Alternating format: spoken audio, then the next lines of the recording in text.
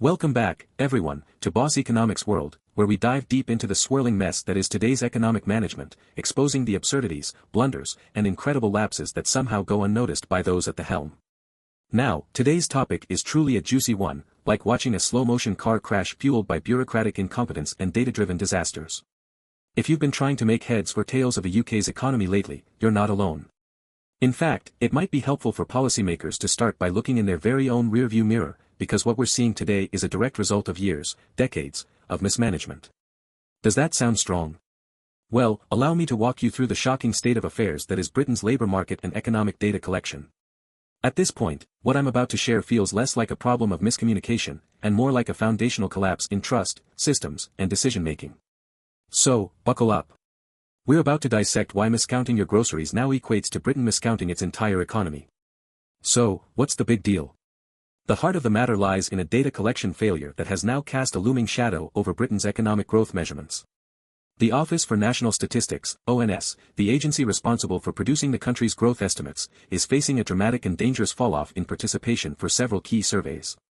For the uninitiated, the Living Costs and Food Survey, LCF, a fundamental component in estimating gross domestic product, GDP, is seeing absolutely pathetic response rates. Right now, hardly 1/5 of households are bothering to return these supposedly vital surveys. That's just 22% of households, down from roughly 40% in 2020 and even worse when compared to 70% 3 decades ago. Let me ask, if people aren't participating, how can you confidently publish relevant data to guide economic policy? The question answers itself. You can't. Yet, here we are. Now keep in mind, this issue isn't restricted to GDP calculations alone. The same flaw is undermining the ONS's monthly jobs report. Yes, the very same report that is supposed to give Britain, and its government, an indication of the size, health, and direction of the workforce. Without reliable input, both the labour market data and growth numbers are now riddled with uncertainties. And decisions made on bad data today could spell out disaster tomorrow. Let's not underestimate for 1 second the gravity of messing up your economy's growth estimates. It's not just about charts on a PowerPoint presentation. This is about huge stakes for real people and businesses. From the Bank of England setting interest rates to the Treasury planning its next fiscal budget, these policymakers are flying blind. Right now, the labour force participation data is so fragmented that Employment Minister Alison McGovern herself openly stated the government is relying on alternative sources for employment figures. Not only that, but members of the Bank of England have expressed public dismay at these inaccuracies. These are the people you least want to hear are feeling dismay and confusion. I'll say that again, it's downright concerning that the very actors meant to decide on things like interest rates are lacking a clear view of the economy they're tasked with managing. Let's break that down. Interest rates are determined based on all kinds of economic indicators, employment, spending, inflation, and so on. When you can't confidently say how many people are working, what they're earning, or how they're spending their money, it leaves gaping holes in your economic outlook. Greg Thwaites, from the Resolution Foundation, nailed it on the head when he warned that faulty data could lead to bad policymaking. And let's be honest, if policymakers are already walking a tightrope, misguided policies could tip them entirely off the edge, dragging millions of working families along with them. That's how fragile the situation is when data fails us, folks. One thing we have to ask is why people are becoming less responsive. After all, 3 decades ago, the ONS could count on almost 70% of households to respond to their living costs and food survey. Today, it barely scrapes past 22%. This sharp decline began in earnest in 2020, coinciding with the COVID-19 pandemic. What changed? Let's think about it in layers. Firstly, people's lifestyles have shifted dramatically since the pandemic. Working from home, digital communication replacing the physical, and frankly, the mental exhaustion of handling governmental red tape, these are all factors driving lower response rates. Responding to a paper questionnaire seems quaint, slow, and outdated in an age where many people can barely find time to open their mail, let alone fill out a detailed household survey. Yet, this excuse alone can't explain the fundamental collapse in participation. Think about it. A breakdown of trust in the government's ability to manage crises, whether it be Brexit, the pandemic, or botched economic policies, has left many skeptical of engaging. Why participate in an economic survey when the data just gets skewed to fit a political narrative, and policies don't seem to serve the public anyway? There's a growing belief that public engagement, be it through voting or even filling out surveys, won't actually change anything. If people think the data won't be used to enact meaningful change, why bother? This lack of participation isn't just about missing a few lines of data, it risks completely skewing Britain's picture of itself. If the household survey data is incomplete, structural biases start creeping into the figures. Certain demographics, like younger people, are notorious for ignoring such surveys. Younger households are more mobile, switching addresses frequently, and are extremely inundated with digital communications. Yet, ironically, these younger demographics might have very different spending patterns or income growth trajectories compared to more consistent respondents, say, older Brits or wealthier citizens. This causes a representational bias.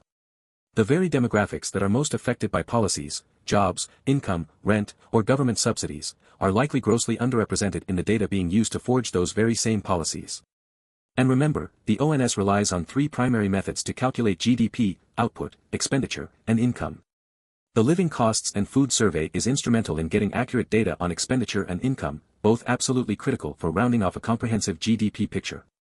But what happens if only a portion of society that could, say, weather economic downturns better is responding? Wouldn't that paint an overly optimistic economic portrait that hides the real hardships of everyday households? Folks, it's as if the UK economy is a leaking bucket, and policymakers are peering in, blissfully unaware that their read on what's inside is entirely warped. Which spirals us directly to the next point. Now, what happens when GDP growth miraculously jumps out of nowhere, based on faulty or incomplete economic data? Naturally, political leaders jump at the chance to brag. Case in point, early in 2022, the Office for National Statistics revised GDP growth to a much healthier 4.8%, up from a previously estimated 4.3%. This was while Britain's economic situation was still quite grim. It gave a relatively shining light to the outgoing Conservative government, which they used to claim success over managing the post-COVID recovery. But the revision raised eyebrows across professional industries. Experts, economists, and politically conscious citizens rightly questioned these favorable adjustments, given they emerged suspiciously close to key campaign messages of economic recovery.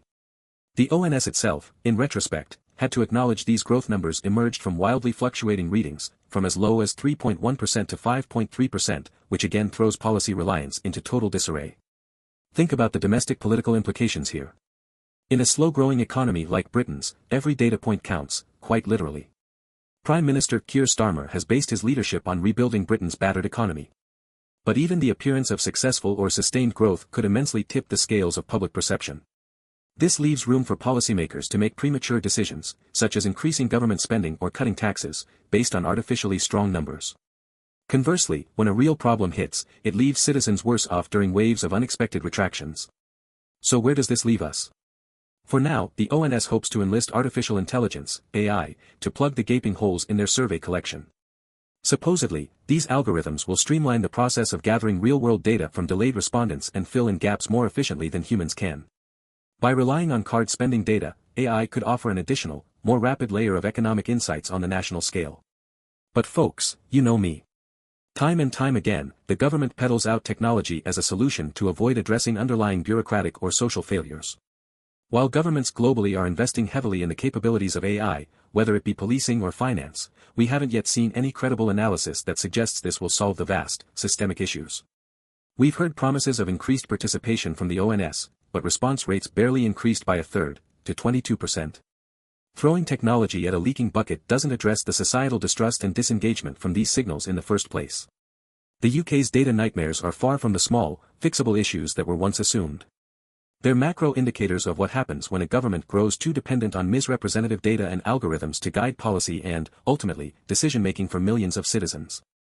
Without rebuilding real citizen trust in these institutions or rethinking structures like the Living Costs and Food Survey, the gap between Britain's economic reality and policymakers' perception will grow ever wider, with potentially disastrous consequences for everyone concerned, and worse yet, for the everyday working family.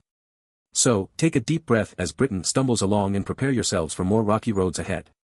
Britain isn't in economic decline, it's in data perception crises, with flawed figures threatening every corner of its policy decisions. Stay tuned, my friends. The collapse is slow, but the consequences could come swiftly. Thank you for watching, and don't forget to like and subscribe.